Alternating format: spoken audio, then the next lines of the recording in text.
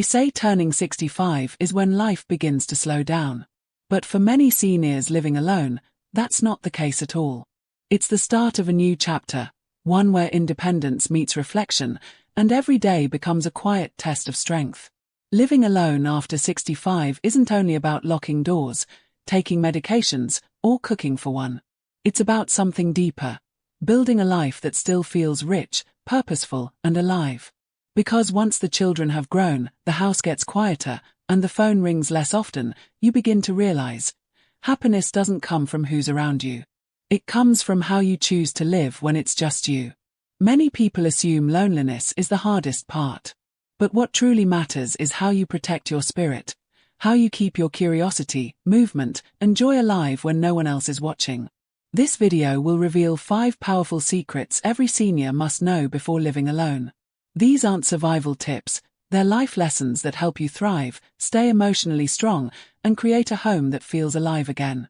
Because living alone after 65 isn't an ending, it's the beginning of living on your own terms. Meet Harriet Lowell, a 68 years old, a retired choir teacher from Minnesota with short snowy curls, rose-colored glasses, and a soft linen blouse that always smells faintly of lavender. Around her neck, she wears a silver locket with her late husband's photo inside, a quiet reminder of a love that shaped most of her life. When her husband passed away, Harriet made a decision that surprised everyone. She stayed in the same house they built together, the one filled with memories, music, and years of laughter. For the first time in 4 decades, she found herself completely alone. Her children begged her to move closer. Her friends offered her rooms and worried about her safety. But Harriet smiled and said something that stopped them all: "I need to learn what silence sounds like again." In the beginning, the quiet was heavy. The nights felt endless. But as weeks turned into months, Harriet began to discover something extraordinary: that solitude could be sacred. She started creating small rituals, filling her days with gentle structure and purpose.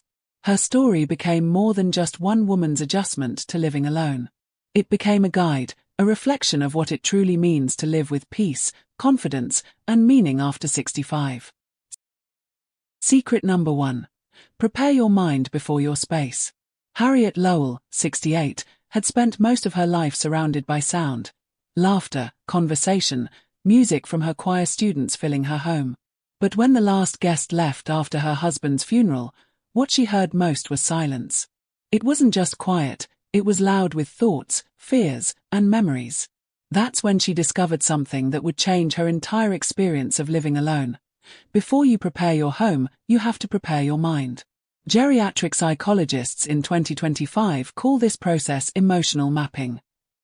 It's the practice of sitting down, with a notebook, a cup of tea, and complete honesty, to write out your fears, hopes, and boundaries. Harriet began by listing what worried her most. What if I fall? What if the nights get too long? What if I forget how to enjoy things? Then she wrote another list: what I still want to do. That second list was longer. Within a week, she noticed something subtle but powerful. The fear didn't disappear, but it started to shrink. She realized her home wasn't the problem. Her unspoken worries were. Once she wrote them down, they stopped circling in her head and started taking shape on paper, where they could be understood and managed. Psychologists now confirm what Harriet learned firsthand. Seniors who practice emotional mapping before or during the transition to living alone experience 35% fewer anxiety episodes and report higher confidence in their daily routines. It's not about ignoring the fear, it's about giving it a name so it loses its mystery. For Harriet, that first journal became her compass. Each morning, she'd write a few lines, not about what she lost, but what she could build next. Her notebook became her quiet mentor, reminding her that solitude can be sacred when it's paired with self-understanding. Because peace doesn't begin when the house is safe, it begins when the mind feels safe. Peace starts on paper, not in your furniture layout. What's one fear about living alone you've never said out loud? Secret number 2. Safety isn't about locks, it's about systems. After Harriet Lowell, 68, had settled into living alone, she quickly realized that safety wasn't about how many locks she had on her doors, it was about what she did every day without fail. She'd once believed safety was a one-time setup, a sturdy lock, a medical alert button, maybe a motion light outside. But she soon learned that peace of mind doesn't come from gadgets. It comes from systems. Experts in senior wellness now call these systems safety loops. The idea is simple but revolutionary. Safety isn't an event, it's a rhythm. It's the way your home, your health, and your habits talk to each other. In 2025, aging experts recommend creating loops that connect three key areas: your physical environment, your body signals, and your social network. For Harriet, her safety loop began every morning. First, she checked her medication box while her coffee brewed. One quick glance to make sure everything was in order. Then, before she left the kitchen, she pressed a small button on her tablet, a check-in message that automatically went to her daughter, just to say, "Good morning. All's well." It wasn't intrusive, it was empowering. By afternoon, she'd take a short walk around the block and wave to a neighbor, not just for exercise, but as part of her silent safety routine. If she missed a day, someone would notice. At night, she'd walk through her house once before bed, checking the stove, the lights, the locks, not out of fear, but out of habit. It took less than 5 minutes, yet it built layers of quiet protection into her day. These small actions might sound simple, but researchers found that seniors who maintain consistent safety routines, rather than relying solely on devices, experience up to 50% fewer home-related accidents. Why? Because awareness becomes automatic. You stop reacting to danger and start preventing it. Harriet said it best: every small act of care became a kind of armor. My home didn't just feel safe, it felt steady. She wasn't waiting for something to go wrong. She was training her space to work with her, not against her. Living alone, she discovered, isn't about fearing what could happen. It's about preparing so well that peace becomes your default. Your best alarm system is consistency.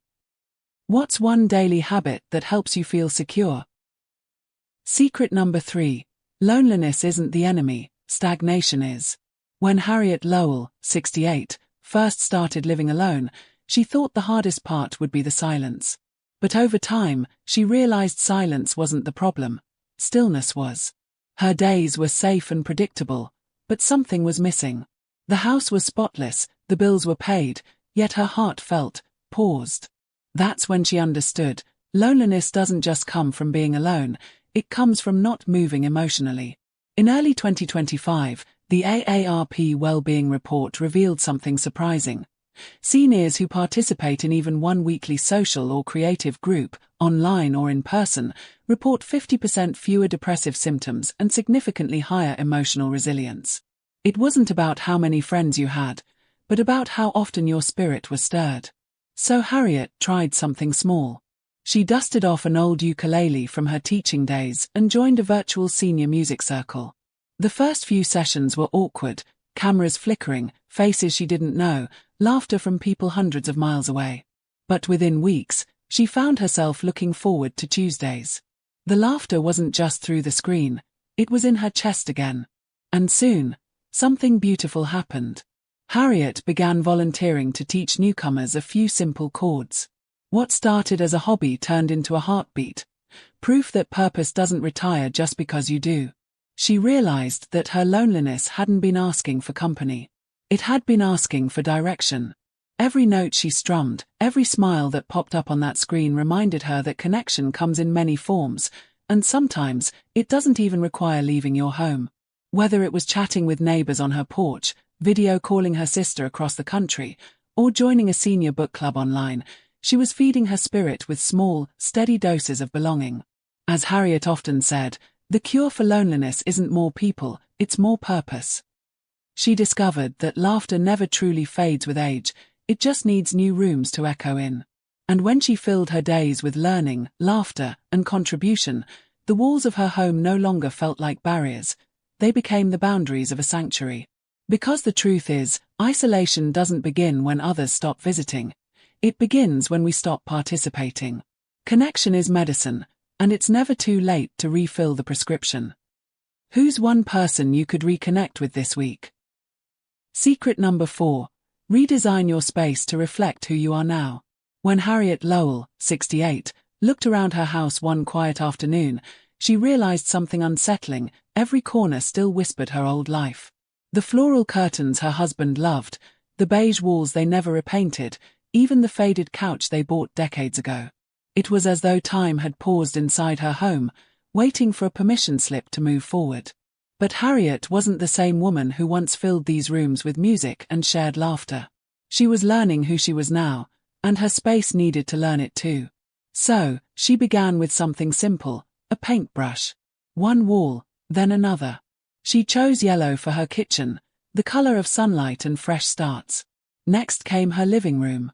She took down the heavy drapes and let the light pour in. She framed her favorite travel photos from her choir tours, Paris, Havana, Cape Town, and lined them along the hallway. Her late husband's record collection, once tucked away, found a new home in a vintage cabinet she restored herself. Each object became a conversation with the past, not to erase it, but to reshape it into something she could live with instead of live in. In 2025, environmental design experts at the Aging Well Institute found that seniors who intentionally refresh their home spaces report a 37% boost in mood and energy, and significantly lower levels of cognitive fatigue. It's not about having a trendy home, it's about creating an environment that mirrors the person you are today, not the person you were 20 years ago. For Harriet, that meant letting go of the things that anchored her too deeply in yesterday. She donated boxes of old linens, gave her unused china to her daughter, and filled the empty shelves with plants, living reminders that growth doesn't stop with age. The transformation wasn't just visual, it was emotional.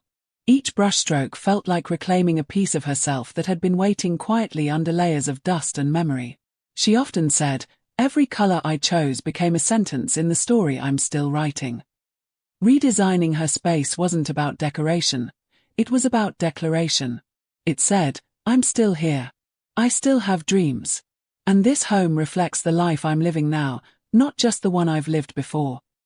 Because the truth is, your home can either hold your spirit hostage, or set it free. The safest home is one that feels alive with your spirit. If your home could tell your story, what would it say? Secret number 5. Plan for help, before you need it. One quiet Sunday morning, Harriet Lowell, 68, sat at her kitchen table surrounded by a stack of papers, a cup of chamomile tea, and her silver locket resting against her heart.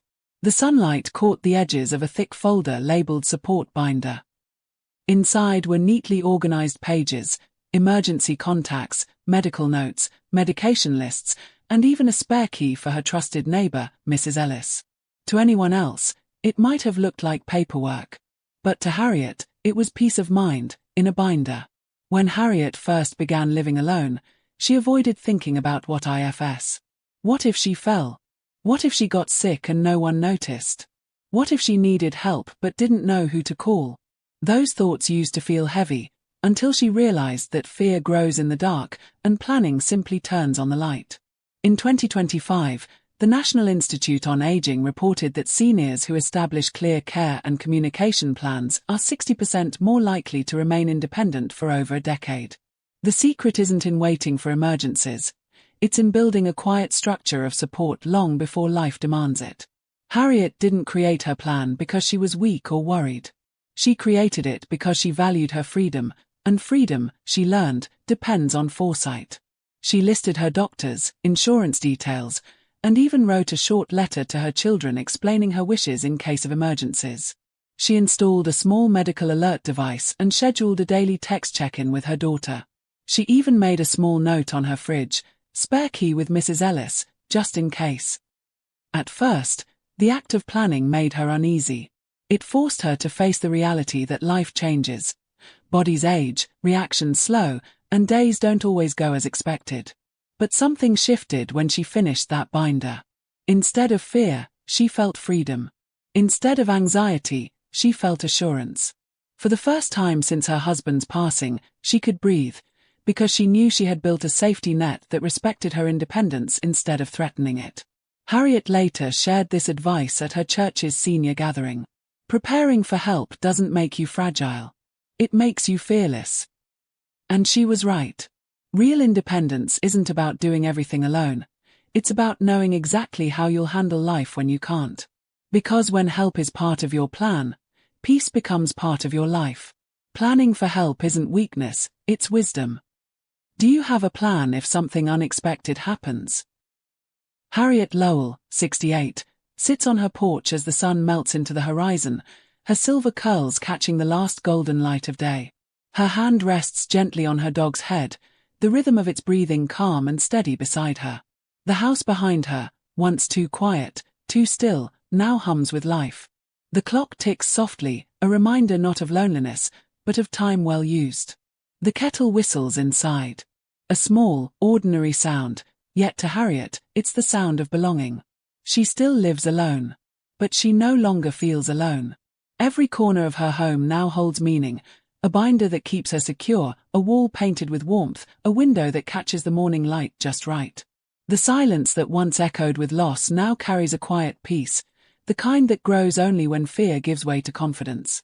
She faced her fears. She built her systems. She found her freedom. And in that freedom, she discovered something powerful, that living alone after 65 isn't an ending. It's a rebirth. A chance to define what peace means on your own terms. So if you're standing at the same threshold Harriet once did, wondering if solitude can hold joy, it can. You just have to shape it with care, courage, and purpose. Because independence isn't about who's around you. It's about how fully you show up for yourself. If Harriet's story inspired you, tap like, it helps another senior find courage tonight.